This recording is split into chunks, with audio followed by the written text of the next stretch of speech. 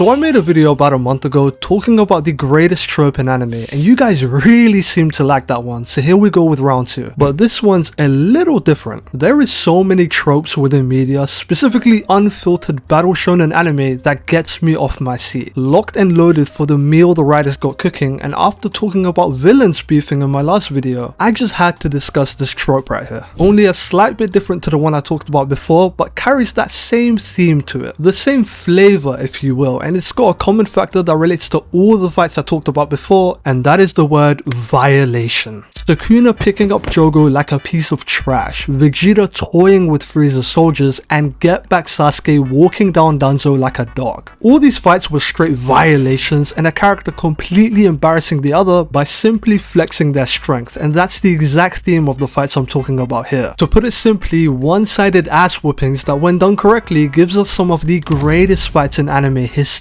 And from the top of your head, I'm sure you can think of a couple fights that fit this criteria, but to kickstart this vid, I would be straight up tripping if I didn't talk about the king of embarrassing opponents himself, Madara Uchiha. Naruto as a whole got a ton of S-tier fights throughout its run, and it's almost guaranteed that if me and you listed our top 5 favorites, it'll look completely different, yet would still 100% be valid. But one that is up there for anyone, I don't care who, has to be Madara vs the Shinobi Alliance. This one right here is the definition of a generational humbling. Just to quickly remind you, the Shinobi Alliance just got done sealing the previous Kage, these guys right here, and finally caught a grip on this war, with every faction dealing with their opponents. Tsunade and everyone from the HQ dusted their hands and thought they cooked, but got embarrassingly humbled minutes later by the actual Madara Uchiha. Madara spawned in, and from the moment he did this little drop right here, you just knew these guys were getting fried. I had to obviously rewatch this fight for this vid, and holy shit man, I knew Madara was scaring the life out of these lot before the fight even began, but nah man, he really had these lot sweating buckets, praying for their lives, and all he done was take one step forward. I'll be honest, the word aura is getting overused heavy at the moment, but if that's not aura, I don't know what is. The name Madara Uchiha is enough to make you shit yourself, but seeing him in person full on sprinting towards you is another level of fear. This guy in the front here low-key matched Madara's aura for a second, leading the line for the Shinobi, but just like everyone else, he got bodied. Kishimoto really is the king of flexing his character's power, cause Madara put on a show here. I remember first seeing the sequence of him bodying the Shinobi, and it still hits the exact same today. Certain anime come close, but for me personally, Naruto is the gold standard when it comes to choreography and the fights, and you could just see how Madara dealt with every Shinobi here in 4K. The way he grabs their weapons and uses it against them, that dope ass move he did with the paper bomb kunai, and even the little Sharingan sound effects they used, everything here was so damn cool and really showed the levels between the two groups. One united Shinobi Alliance versus a singular guy, and bro was making it look like a playground. Taijutsu, ninjutsu, heck every damn jutsu, Madara had them beaten, and as the fight continues and Madara is pulling out all these new abilities and stuff, it just got even more rough for these lot. I swear the only time they got close to hurting him was a couple failed attacks from Naruto and a 1-second sequence of this Shinobi keeping up with Madara. I kid you not, there is Kage level ninja on this field, but this one guy did the same if not more than them. Madara was the definition of broken, and even though these lot caught Madara out a couple times by combining their abilities, he seemingly always had a way to nullify their moves. First it was his eternal Mangekyo Sharingan, then the Susanoo, and if you can somehow manage those, he'll pull out the Rinnegan. You simply can't win against this guy, and although he was beating their asses all episode, that moment trumps anything he'd done beforehand, and is the reason why I'm even talking about this fight in the first place. But you know how in some anime you can feel frustrated with how a character's fighting, like he'd be getting his ass beat and I'm there like, ain't no way you're going out like this, fight back. Yeah, well this is one of them cases where you just gotta say fast. GG's, on to the next if there is one, cause Madara decided to lock in for the first time and pulls out a freaking meteor from outer space. Bro, the sky is completely taken away and all you can see is this giant rock coming to squash you. This sense of impending doom was insane, and everyone's reaction to this was so real. This dude right here was just laughing it off, cause the the difference in power between Madara and these lot was disgustingly clear here, and now there was nothing you could do about it, not even run. Kishimoto deserves his flowers for this Madara introduction, because the way he progressively got more and more catastrophic as the fight went on was insane. It was already a one-sided beatdown, but this was just a very unnecessary final move to cap it off. Old Man stops the meteor somehow, and after the dust and panic settled, Madara runs it back with another one and cracks the old man's skull open. This is the craziest fight in all of Naruto, and it isn't even remotely close. From frame 1, you could tell Madara was going to do some serious work, but this was beyond anything imaginable. These sort of fights are genuinely perfect for introducing strong characters, because you get a slight taste of what they're about and almost always ends up being this epic throwdown. And in Madara's case, a historic event that people will be talking about damn near forever. But these one-sided fights don't always have to be to introduce a character. It's just as good when showing the level someone's at compared to their opponent, and the perfect example of this happens in AOT. Bro, Levi Ackerman, he changed lives with this one right here, and for 5 minutes straight obliterated the Beast Titan. He got bodied so bad in this one, and despite the action being some of Attack on Titan's finest, the context behind why Levi was popping off right here makes this get back even more sweeter. The Survey Corps are getting pinned back and are almost completely wiped out from this guy Zeke throwing giant-sized rocks at them with pinpoint accuracy. I swear he didn't miss a single time and almost achieved the most effortless victory, taking out the Commander Erwin and humanity's greatest soldier Levi without breaking a sweat. It was looking beyond lost for these lot, but boss calls were made and Erwin along with every other recruit had to sacrifice their lives to take down this Beast Titan. They wasn't going to directly challenge this Titan, no, that would have been straight up impossible, but they had the simple task of causing a distraction by yelling and shooting flares in order for one man to sneak through, and this massive gamble actually paid off. It was the most desperate last-ditch effort from the Survey Corps, but Levi managed to get through in the most badass way, mind you, killing the Titan standing in a row to get to Zeke, and oh boy, Levi did his thing. I swear every season of AOT has Levi popping the fuck off somehow, but this season right here showed the best of Levi, a bloodlusted version of him that was fully ready to kill this man Zeke in every which way he can. Bro, this assault from Levi can't be described as this one-sided clash. It's something way beyond that, because from the moment Levi appeared from the smoke to him cutting Zeke with his sword felt like the blink of an eye, yet so much happened. Levi diced his arm into pieces, took his vision, then swooped down to take out his Achilles heel. Both of them. This man was going full Beyblade, and for the first time we got to see a peak Levi, and this motherfucker was terrifying. He was doing all this in a matter of seconds and still had time to talk his shit as well. There's genuinely not many characters colder than this guy right here, and after comboing Zeke's nape, he dragged his ass out and continued to violate him, because ain't no way he got you beat like this. Zeke got warned about Levi by two people who very much know what he's capable of, but this guy clearly wasn't listening and found out the hard way. Levi hit the most perfect revenge for his comrades, but Attack on Titan being the unjust, cruel anime it is really allowed this guy to escape, which at the time was a damn shame. But Zeke got his ass beat again in the next season, so well, we move to the next, which is definitely a lot more unknown compared to the two I just talked about. This fight right here is from Bleach, and it's such an insane clash that I'm surprised people don't talk about it more often. The antagonist cast from Bleach is so